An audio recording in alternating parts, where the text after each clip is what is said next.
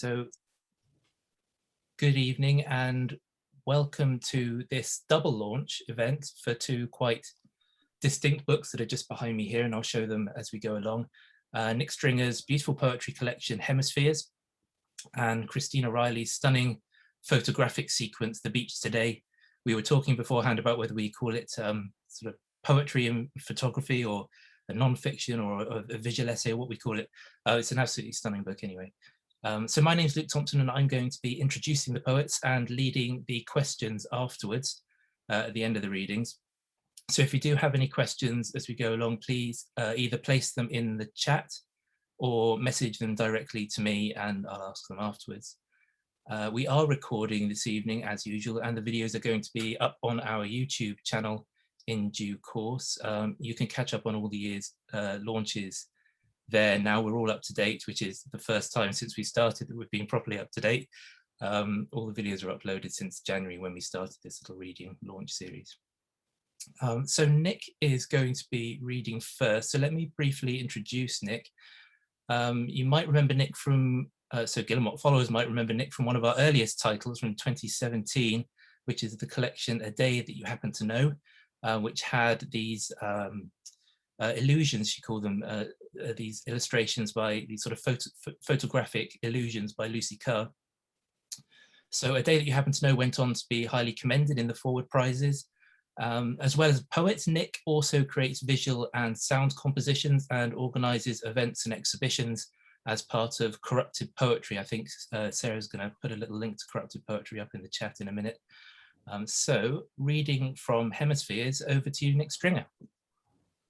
Well, thank you, Luke, and a really big thank you to both of you for being so great to work with. It's a real skill to be able to deal so sensitively with someone else's work, and you also care so much at Guillemot, of course, about the book as a beautiful product. So my thanks also need to go to Chloe for brilliantly imagining the visual content of this book. And I'm going to try to share the pages as I'm reading too, so that you can see the poems on the page with Chloe's work. You might just need to forgive me a bit for mucking about with Zoom, and there might be a bit of a delay on that.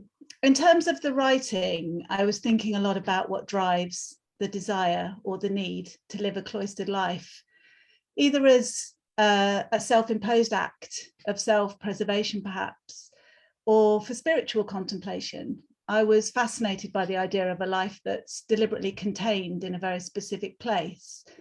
And this was a long time before the thing we call lockdown happened, where we all got to test that particular theory of whether withdrawal can be useful in some way, or whether it's ultimately undesirable.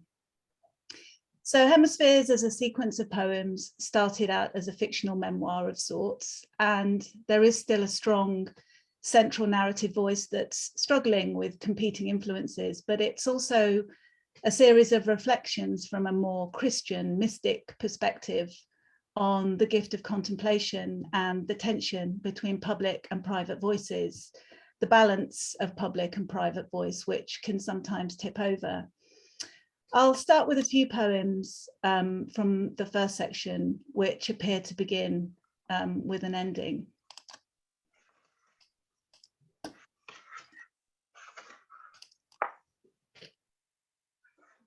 Coda, the end. Between any 2 points on a globe, there are many possible great circle routes, divided into equal halves and no set conclusions.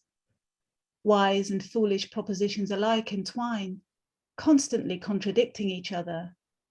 Reason robs invention of contact, unhappy and aggressively so.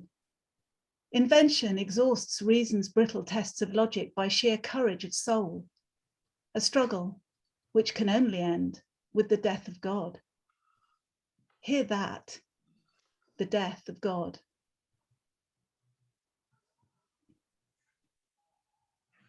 The day named for none. Shall we speak about God? Shall we speak about rivers that are too wide to cross, mountains that are too high to climb, tax policy, the systemic character of post-industrial man, sourdough starters, soy soap, weighted blankets, the Samsung Galaxy Fold? Shall we speak about left and right, their voices, the possible number of others, this bump of cocaine inside a year-old copy of Rolling Stone? In split brain syndrome, the corpus callosum, tough body, old Western guns half hitched to the rear window, is cut. That thick bundle of fibre and wire, ignorant of merging linear and immaterial, divides without a remainder, separates into two groups for voting without a remainder. I am a southpaw, named to avoid the afternoon sunshine and more white matter than grey. Like a bogged pen, I can't be pushed smoothly by the left hand, even on the right path. But if you remember, we were speaking about God.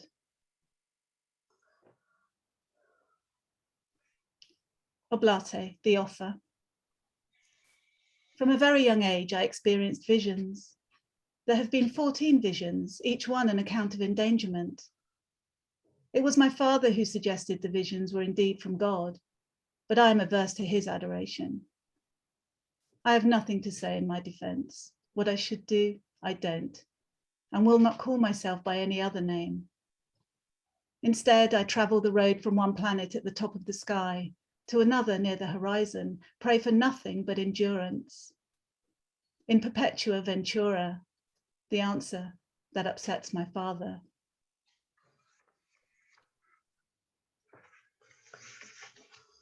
Magistra, the teacher.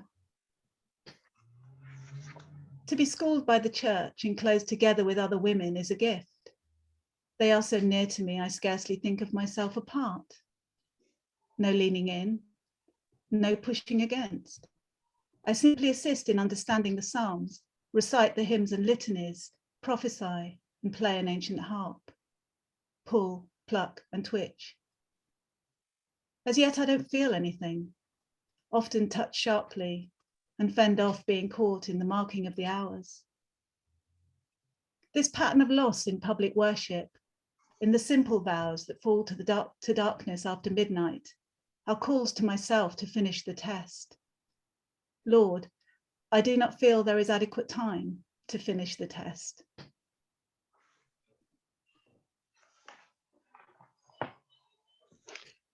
As sun. Low, slow burn, a show of red on my tongue, in my throat, colour chaotic, coming in bursts of metazapine slang. Deep orange to common green, irritation, the first step of expression. I seem bound to this reality, to the indefinite beginning. Wait for someone on the other side to receive me whole. Hey you, clicking your fingers in my face. Have you got a light, boy? Have you got a light?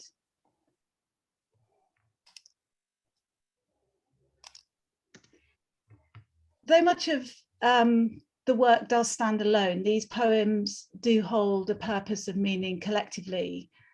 The right-hand vignettes of blocked text speak to the left-hand narrative, which is made up of more varied journal-like material with days named for certain people and moods, letter fragments and handwritten notations, as well as short observational poems, all of which reveal altered states of consciousness. It's quite difficult to read some of this as single poems, though they fit together contextually. And it's creatively really been interesting to work with material that also has a visual meaning. So I'll just share a couple of double page spreads with you so you can get a sense of how that works in practice. And again, you'll see hopefully more of Chloe's work. Now then, having said that, okay, so there we go. There's a glitch because of the stuff at the top of the page. I can't change the pages over, so I won't be doing that. maybe at the end I can do it when and then I can close this this section down. I'm sure somebody's worked out how to do that on Zoom without closing yourself completely out of every screen. But at the risk of bringing Guillemot to a blank this evening, I'm not even gonna vaguely try that. Okay, so let's go back. I will try and do that again at the end. I wanted to show you how we had a vision for the book to almost look like a living piece of work, sort of unfinished to a degree, or continuing with notes and drawings, working something like a contemporary illuminated manuscript with marginalia. Part of Chloe's task was to think of how the text and the embellishments link to each other and to the questions of identity being revealed by the narrative. I'll try going back in. Okay. This is Hemispheres, the host. Every day in the full glare of the sun, I am reminded of barrenness. Head slightly rolling, level with the land, I find nothing. There is nothing there. Nothing happens but absence. Some might consider the study of nothing to be foolish, to be guided solely by instinct, an elaborate concept of concealment. Not everyone wants to find the truth, but it is where I am placed, at the end of impulse, a pall of black smoke caught on a faint emission of light, closer to nothing, with all of life there.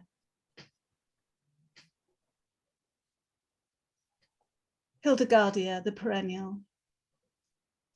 There is good earth where I am for growing peas and potatoes and feed for the animals, who immediately shit it back again. Seriously good shit, a word that can be used to define almost anything, suppresses the unprofitable. I accept it is better if all matter is reduced to a simpler substance, and in the full-grown sun push, break ground, provide support to cling to. I think of myself as progress, a transition of energy or breakdown by which the elements rebirth. Wind, soil, sea, and fire produce lots of shoots with many eyes. The fifth element is the most translucent kind, beyond body, where I am void.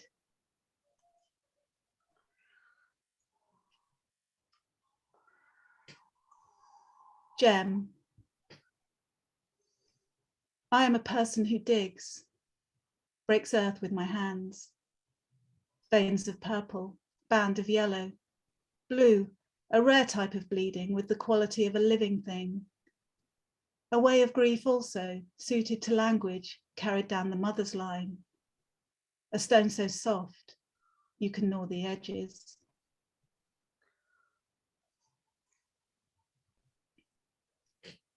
Ignota, the unknown. A naked woman kneeling beside water is shaped by the same natural process. I have one part placed in the water for intuition and one part placed on the land for the purposes of good common sense. Above my head are some of the better known stars. In each hand I hold a jug. From one jug I pour light onto the water, from the other jug I pour light onto the land. Sometimes I just look at the sky for evidence of a deeper time, or follow the shifting boundaries between stony continents and muted oceans. Presented like this for a public view, an imaginary line passes through me, dividing commons into significant elements of geology. The rich become poor, and the poor become rich. One of many women, kneeling, half visible.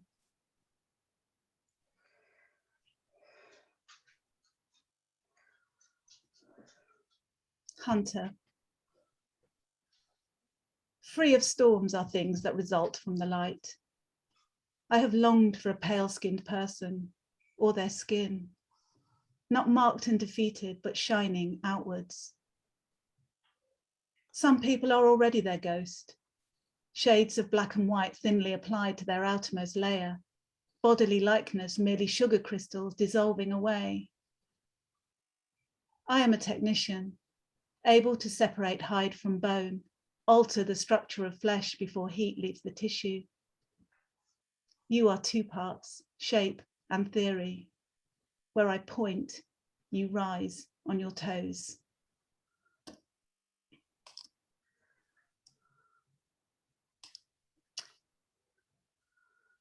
So I'll finish with a couple of poems which, again, coming full circle, appear to end with a beginning. And then I will hand you back over to the Guillemot team and the rather wonderful Christina Riley to look at her book. And thank you again. It's been a real pleasure.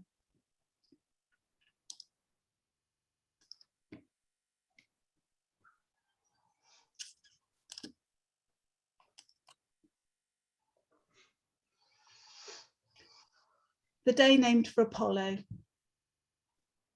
Truth, intentional or otherwise, is a mysterious inner principle that leaves me exhausted.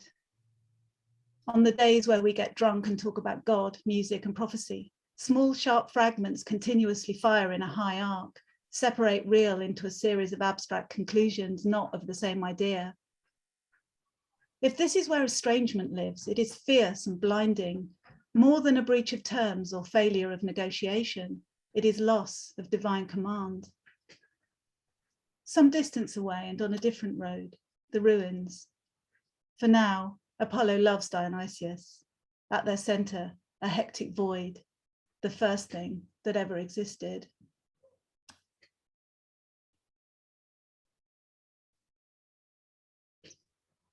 Principio, the beginning. A picture of the newborn watching from beneath a blanket of natal fog. It is waiting to be wiped clean, buffed, rolled out on a surface and coated with icing sugar. From a distance, the experts conduct their measurements of the object's magnetic field.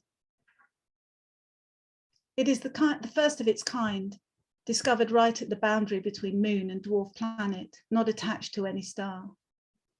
They are anxious to know how long it will take for the crust to cool and for oceans to form on a surface growing more and more heavy when someone is counting. No hard line, just a swarming thing happening, traveling a precise and necessary path. What remains after the trail of fire and dust? A rock that cannot stand still. Most beautiful contradiction. Well, thank you. I was going to try and close that file down and open the one that's literally sitting next to it, but I still can't do that. So apologies. You'll have to buy the book and see the work in all its glory. Thanks very much, Nick. I'm sending digital applause. If you want to try and get that that link up, we can come back to it a bit later if you like, or otherwise you could just send me a message of which pages and I can try and get them up this end if you like. Oh yeah, no, that's absolutely fine. Whilst Christina's talking, I'll just close that one page down and then hopefully I'll be able to see where it's just where all of the bars come across at the top that I couldn't get there to close one down, but I'll have a look. Okay. This is the book here, Hemispheres. I don't know if you can see the shimmery, shiny cover. You can't quite see it on the photos that we have on the website, so, but it's a beautiful, beautiful book. It's really nice seeing the sort of illuminations with the text as you read as well. And I should have mentioned Chloe beforehand. It's been illustrated or illuminated by Chloe Bonfield, who's a sort of regular or has become fairly regular Guillemot collaborator now, a wonderful illustrator who's just moved back to Cornwall. So our second title we're launching tonight is this massive, lovely hardback photography book by Christina Riley. It's called The Beach Today. Christina is an artist currently based on Scotland's west coast.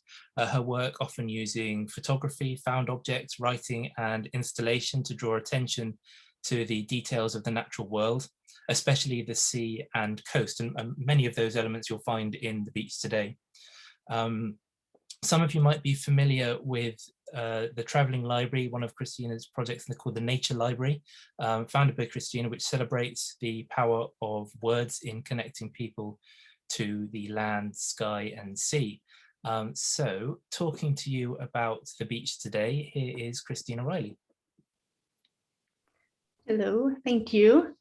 Yeah, thank you, Luke and Sarah, Guillemot for making this just, I'm still in awe of this. I just keep staring at it, and it's shiny cover. Yeah, like I just couldn't imagine this in better hands. So thank you for everything. And thank you, Nick, for those beautiful readings. I feel like, considering the contents of The Beach Today, your poem Gem just resonates quite a lot. And just when you finished there, I just wrote down, I was like, the contradiction of the rock that cannot stand still. I was just like, oh, yes, that's good. So yeah, The Beach Today is a project that I started last March, just when we came into lockdown.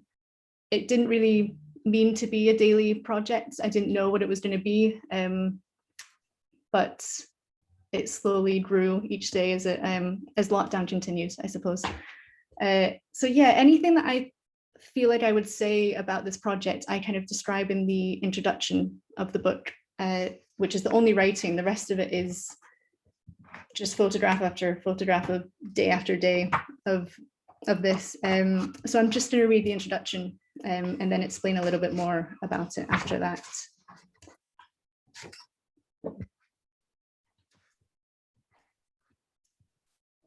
Anyone who's seen the setting sun tuck itself, oh, sorry, I will start again because I have some photographs to share. So I'll share my screen. And hopefully this plays in time. So these are all photographs that are found within the book, The Beach Today. So anyone who's seen the setting sun tuck itself into Scotland's west coast will know the colours of land, sky and sea can shift in seconds, and that no still nor moving image will ever do it justice. Nothing else can rouse the whirling wonder and grounding awe of standing at the shoreline, looking out across an expanse of seemingly endless blue, with so many mysteries held above and beneath its surface. Standing there, I feel a push and pull from within, as if the water I'm made of is being held to by the moon. The beach today is an attempt to share the shifting shoreline, if only in fragments, holding the beach on a single page in a series of visual diary entries from March 20th to July 3rd, 2020. As homes across the world closed their doors, many people found themselves suddenly without access to green grass or clean air, let alone the edge of the sea. So, as the crisis heightened, so did my appreciation of what was on my doorstep. Almost 7 miles of uninterrupted shoreline running from Troon to Urban. Looking out across the water made a newly shrunken world feel a little bit bitter. I don't remember worrying much about lockdown itself in the beginning. It was almost too unbelievable to fear. Being acutely aware of the effects long periods of time indoors have on my physical and mental health, I instead jumped ahead to the more recognizable future I saw unfolding. That previous December, I felt a quickening of my breath and an equally familiar dull ache inside my head. Not pain as such, but more like two unyielding palms were cupped around my brain, as if trying to squeeze the air out of a punctured tire. Soon after, and for the first time in years, my anxieties manifested into debilitating hypochondria, tying time and my stomach up in knots for one endless month, which I wholeheartedly and silently assumed was my last. The prospect of falling into this state again during a global health crisis, no less, was something that I refused. I wouldn't allow it to happen because I didn't know how I would cope if I did.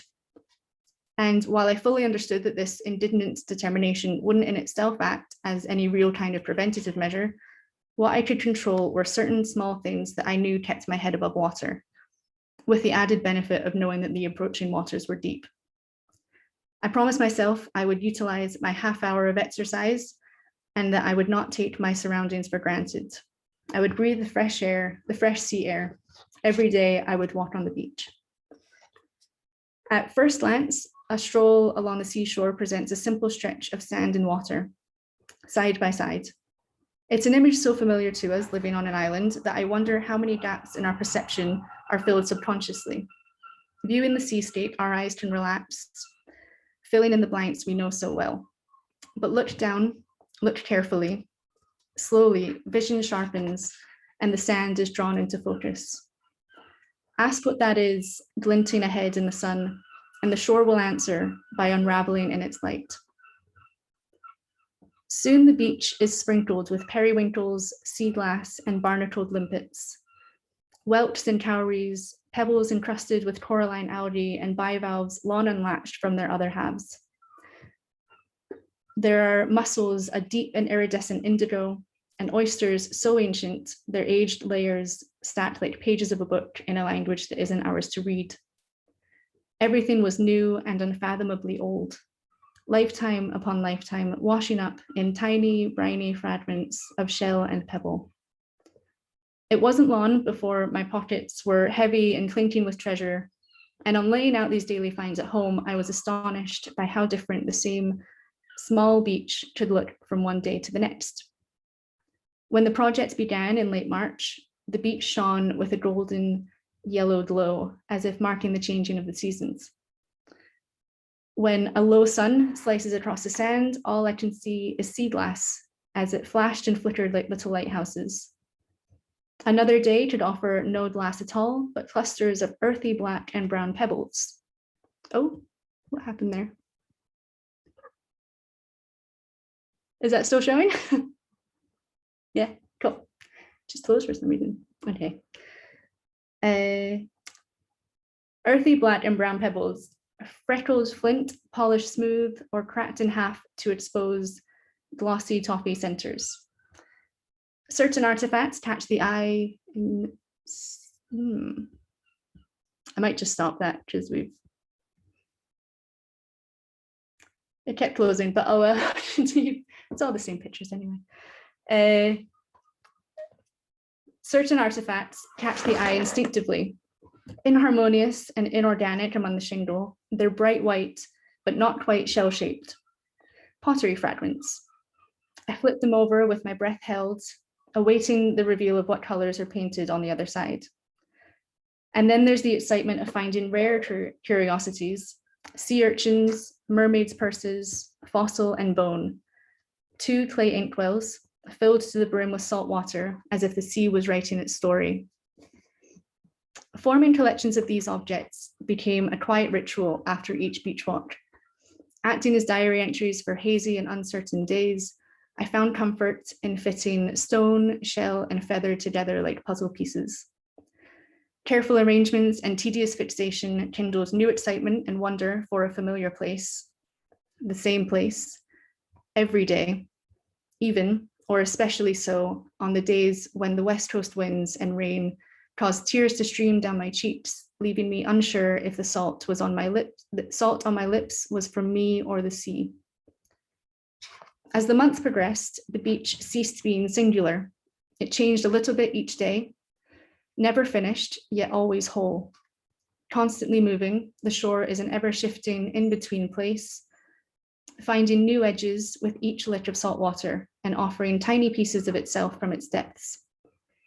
I began to think that just like the beach, gathering, rearranging, releasing, we're all made of fragments. So much emerged during these months as winter thawed and spring became summer.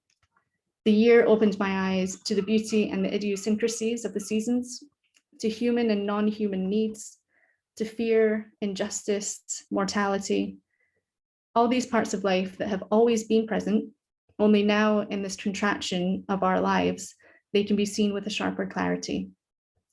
Can the act of looking closely broaden our view as well as sharpen it?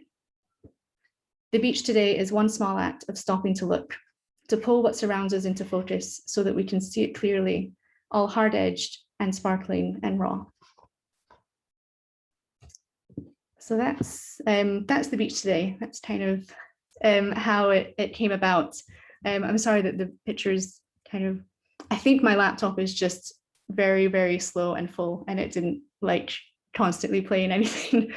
So yeah, I think a lot of that is in the introduction kind of came with hindsight. At the time, it really was quite simply, I had half an hour each day, which things still feel strange, but now that to say that definitely feels strange. So yeah, I had my half an hour outside. I was incredibly fortunate to be here and have the beach close enough that that's where I could spend my time. And I think just like so many human beings, which is another thing that like fascinates me, like we just love to pick things up off, like particularly off the beach, but you know, wherever we have space. So I don't, on one hand, I don't know why, and then on the other hand, it's like, well, of course we do. Like, why wouldn't you? When you do start to look down and you see what's there, it's like, of course I want to pick that up and I want to know what lived in here. And yeah, it's just, it was really amazing. I feel very grateful that I had that opportunity, like during a time where there was, I mean, it was scary. And I, you know, you had something to kind of take your mind off it in a way, and to have somewhere that, you know, it could keep me interested and it could keep me occupied each day was just incredible. So yeah, it kind of helped either put things in perspective or completely distract myself from perspective, like whatever it was that I needed at the time. That's what this gave me. And yeah, just as it grew, that was something to structure my day around when our days had very little structure, which was great. Yeah, so I think that's everything. I kind of, this goes up to, I should know these dates off by heart. So yeah, so the first date is the 20th of March. I don't know if that was in, so that's that. And then the last one is the 3rd of July, I think, which is when we came out of lockdown the first time. And it just seemed like a good time to round that up, although I still probably went to the beach every day and collected stuff, but not so rigidly. But yeah, I think that's probably all I have to say with that for now. Yeah, thank you. Thank you very much, Christina. It is a sizable book, isn't it? It's more than 100 photos, I think, around 105 photos and 220 pages in total. It's a lovely thing. So thank you very much. I wasn't sure if they were your goals or ours in the background there. I think they might have been yours because you got some comments about them as well. Oh, really? Yeah. Yeah, they're pretty loud around here. I definitely heard some, so mine were in there somewhere.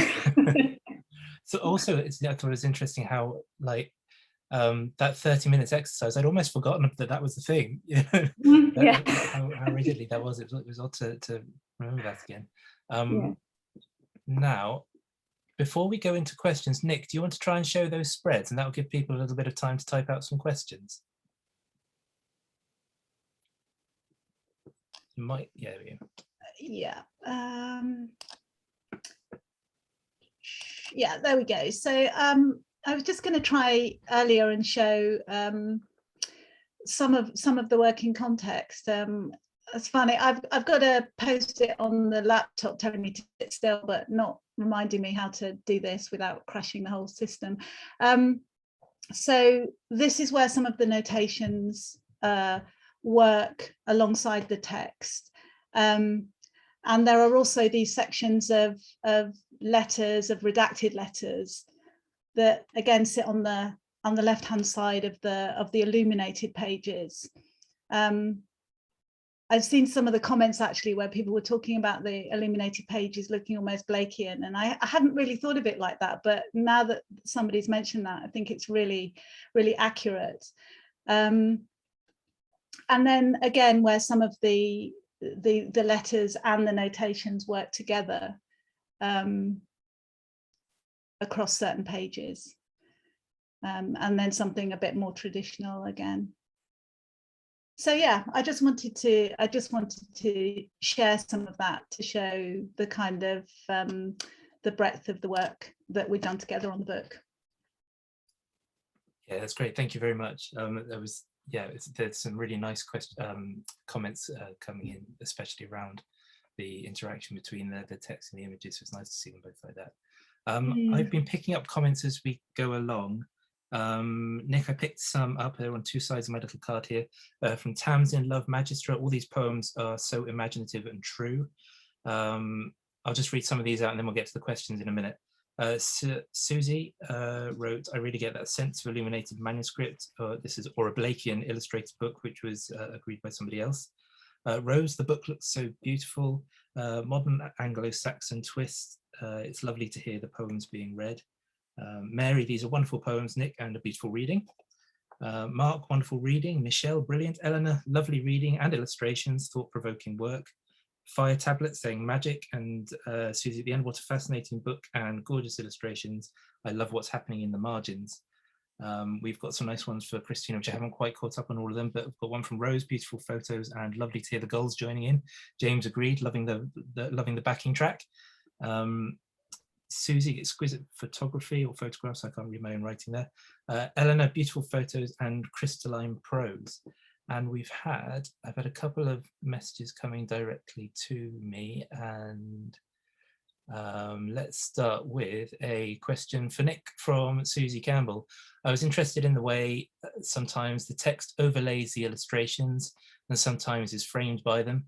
Does this speak to your exploration of isolation at all? Susie is a poet we've worked with before and who was also illustrated by Rose Ferraby, so has some experience in these fields too.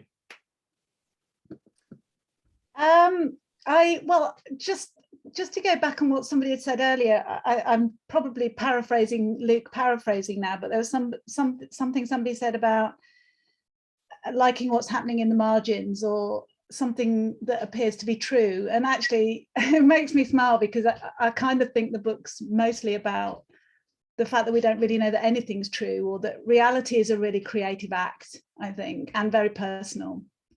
And so, yes, there is a kind of an exploration of variation on the theme of certainly containment, because that certainly, to me, is what's suggested by the idea, certainly, of a traditional illuminated manuscript, the kind of framing and the very close containment of the text.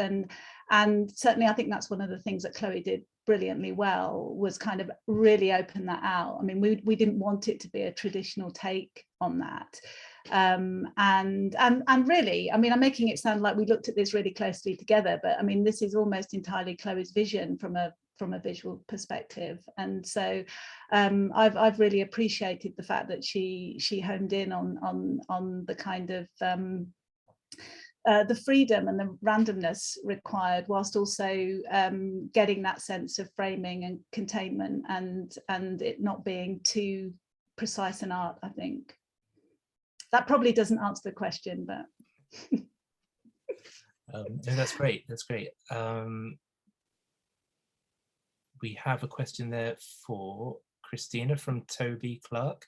I like that the beach today has almost a field guide feel. How important or unimportant is it to you to know the name of something to really get to know it? Yeah, it differs. Yeah, there's one side of me, and I have a feeling there's a reference there to there's a Richard Feynman quote where he says, I might get this wrong, but it's like, I learned the difference between knowing something and knowing the name of something. So, you know, he talks about how you can know the name of something and not really know anything about it. And I do feel like as I was going through the beach today, I wasn't learning a whole lot about what I was seeing, but that didn't really matter. Like, you know, I would be really interested in, actually, I was posting these images on Twitter throughout the whole project, and often I would be like, what's this? And the incredible people would just like be like, oh, it could be this or it could be this, and then you're off down all these rabbit holes. And you do, once, like, on one hand, you don't need to know the name because you can enjoy something for all of these other elements, and really the name is only what we've given it. So that doesn't really, like, you know, a periwinkle is like, well, you called me a periwinkle, but I'm all of these other things, you know, it doesn't really matter. But then at the same time, once you do know the name of something, you can just go down all of these different routes and figure out where it lives and what it lives with, and when it was named, why was it named that? So yeah, important and unimportant, if that helps. I've had a couple through as direct messages. Is one of them. Did Nick have a pull to the cloistered life as a choice before lockdown cloistered? And is there a difference in how the voluntary and involuntary solitudes might unfold? Oh, that's God. I don't think there's time to answer this question. It's actually some of the themes that were explored in the first book. I got really fascinated by, as a kind of byproduct, really, at looking at some feminist literature, the Beguine movement, and then really started getting into trying to understand the nature of the desire to withdraw in that sense, but also the desire to kind of have some autonomy. And a cloistered life obviously has offered many people, but particularly many women, the chance to control their own lives and their education, more importantly. One of my favorites, joined a religious order as a way of protecting her library, which I think is just amazing. So I think one of the interesting things about lockdown was how we were all tested, really, for our tolerance for isolation. And for those of us who are probably naturally more withdrawn as characters, first of all, it felt amazing. It was like you had a get out of jail free card. And then, of course, everything becomes a bit more complicated, because the more time that you spend thinking about your situation and thinking about the things that are driving your desires, which are naturally curtailed, I think it starts to get a lot more complex. So in terms of a cloistered life, I think anyone who desires a more simple, perhaps a more straightforward existence, thinks about what that has to offer. And I think it also it can also seem to offer things that actually it can't, which is a bit more complicated. And I did speak to quite a few sisters, actually, and a lot of their kind of drivers did come back to a combination of wanting to live a life that was a little bit more focused on understanding their place in the world. And I think lockdown, for good or bad, has probably provoked that in all of us in a much more real way. And I'm using that word real again when I've just said I don't think it's a thing, but that was quite a big question to be. It was quite a big question. It's a good job I haven't had a glass of wine yet. Susie Campbell has a question for Christina, which is: the act of looking seems so important in this book. I'm interested in your use of the iPhone. Did that affect or shape the way you looked? Interesting. Yeah, I'm not sure. The iPhone, that was really just because of the circumstances. So when I basically ended up by the coast because I visited my mum, who lives here, just the week before lockdown.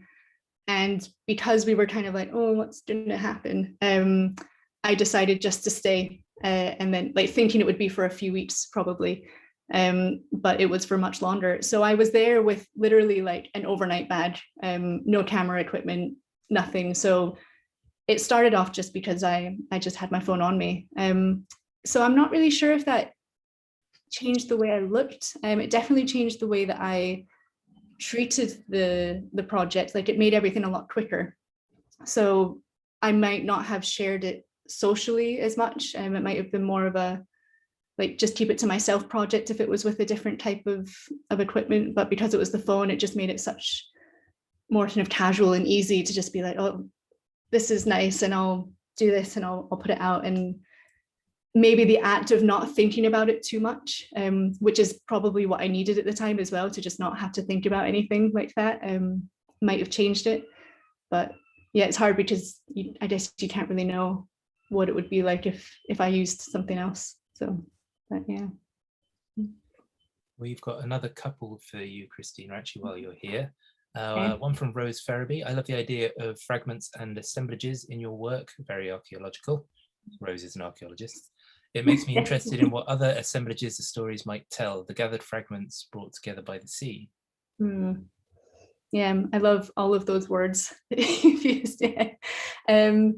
Yeah, I don't really know how to answer this, just apart from the fact that I do seem to be attracted to like fragments and collections of things, whether it's objects or stories or even like parts of stories, and just grabbing quotes and even not knowing what to do with it, but just there's some sort of comfort in picking and collecting something that means something to you.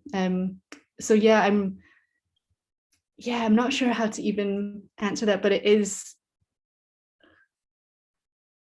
there was something, in fact, it does make me think. There was something when I was thinking about the beach today. There's a Max Porter, I heard him speaking a talk, and he said he collages his way towards things of length. And I thought, I love that. It's, you don't, and maybe that was this, it was, you don't really know what it is, you just pick at things. And the sea is the things you pick up off the beach, like, yeah, it's a fragment of thing, but of what a unfathomably like huge thing it is. So you can't possibly take all of that in, so all you have is fragments and collecting what you can. So it has to be enough. Yeah. We got one from James Goodman as well for you, Christine. Sorry, I think you've got, I think, That's two more here, one in the direct messages and one from James. James asks, I wonder how you feel the different photos interact with each other. Did a narrative emerge for you in putting them together, and did that influence in any way your selection of assemblages at any point? That's an interesting question. I guess it didn't, I don't think I thought like day to day what it was going to be. I can't even remember. I just read it and I can't remember if I mentioned it in the introduction or not, but I couldn't really tell if, because I remember thinking this at the time, I can't tell if what I'm picking up is what I want to pick up, or like are there more yellow things on the beach today, or do I have yellow on my mind for some reason? And again, like, how can you ever possibly know? I did sometimes feel like because after maybe the first few weeks or the first month even, I'd start to find like favorite types of objects. So I'd maybe sometimes actively not look for those if I feel like, oh, I've kind of like cool on the pottery fragments for a while or something. But then sometimes there was one day where it's all just blue and white china, like it was everywhere. And I don't know why it wasn't there the day before. Like, it's quite striking when you come across it. So you can't really ignore it if you see that. So yeah, I don't think I didn't think of a narrative as such. But yeah, I did sometimes have an idea of like, oh, it would be nice to find this or not. But then sometimes I would have a handful of things that I really like, but then there would be like a theme would kind of start to emerge from the other stuff. So I'd be like, well, I kind of have to go that way because that's what's coming up. That's what made it fun every day.